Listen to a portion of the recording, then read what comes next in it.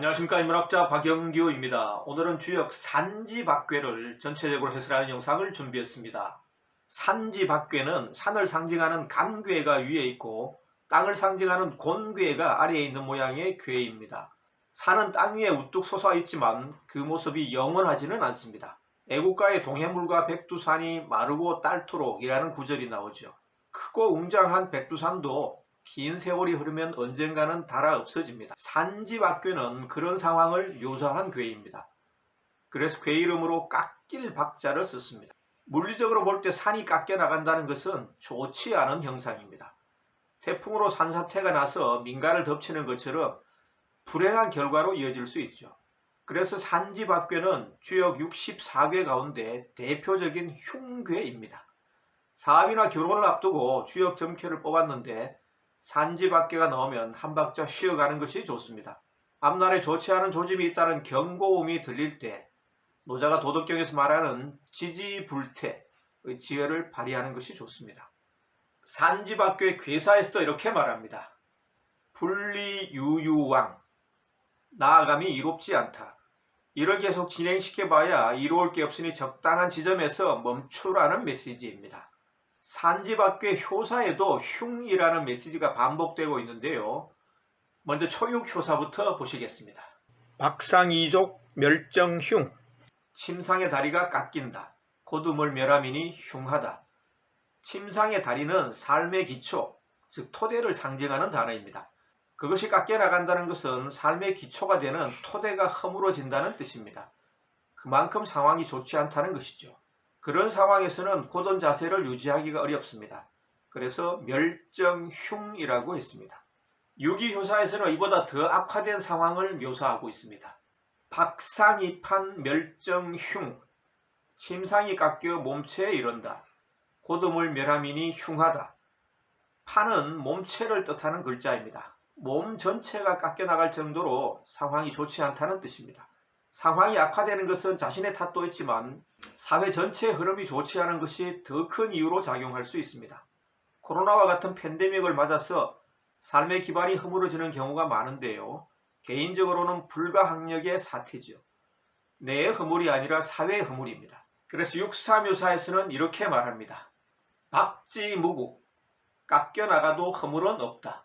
삶의 기반이 무너져도 그것은 내 허물이 아니라는 뜻입니다. 오랜 기간의 팬데믹으로 폐업한 분들이 많은데 이런 상황에서는 너무 자책하지 말고 차분하게 시간을 견디는 것이 현명합니다. 물론 견딘다고 상황이 금세 좋아지지는 않죠. 코로나라는 팬데믹이 3년간 지속되고 있듯이 어려운 상황은 쉽게 끝나지 않습니다. 그래서 육사효사에서는 이렇게 말합니다. 박상이부흉, 침상을 깎아 피부에 이르니 흉하다. 피부는 신체를 덮고 있는 보호막입니다. 피부가 깎여 나간다는 것은 그런 보호막마저도 제거된다는 것입니다. 상황이 어려울수록 고통을 분담하려는 자세가 중요합니다. 특히 지도층이 솔선수범해서 고통을 분담해야 합니다. 6.5효사에서는 이런 상황을 다음과 같이 표현하고 있습니다. 관어 이궁인총, 무분리, 물고기를 꿰듯이 궁인이 총애를 받으니 이롭지 않음이 없다. 나뭇가지에 나란히 깨어있는 물고기는 균일함, 균등함을 나타내는 메타포입니다.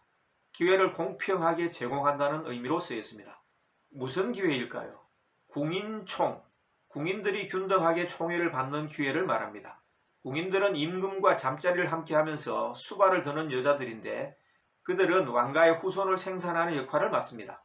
임금이 특정 궁녀를 총애하면 나머지 궁녀들이 질투하게 되고 분란이 일어나게 되죠.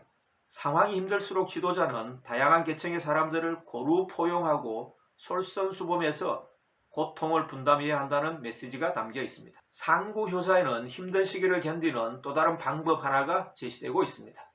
석과불식, 군자득여, 소인방노. 큰 열매는 먹지 않는다.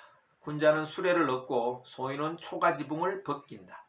큰 열매는 삶에서 끝까지 간직해야 하는 소중한 것, 미래를 위해서 남겨놓아야 할 희망의 끈을 뜻하는 단어입니다. 지금 당장 어렵다고 애지중지하는 보물까지 팔아버리면 미래에 대한 희망마저 사라지게 되죠. 그래서 석과불식, 큰 열매는 먹지 않는다고 했습니다. 성숙한 사람은 그런 자세로 힘든 시기를 견딥니다. 그러다 보면 언젠가는 좋은 날이 오게 되죠. 그 결과 득여, 즉 수레를 얻게 됩니다. 수레는 편하게 이동할 수 있는 수단인데 여기서는 어려움 끝에 찾아오는 안락한 삶을 의미합니다.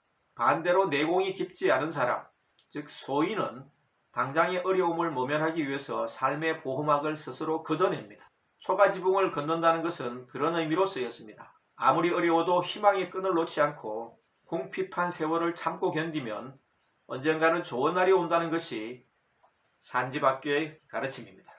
영상이 도움이 되셨다면 좋아요와 구독 버튼을 꾹 눌러주시면 다음 영상을 제작하는 데 큰 힘이 되겠습니다. 경청해 주셔서 감사합니다.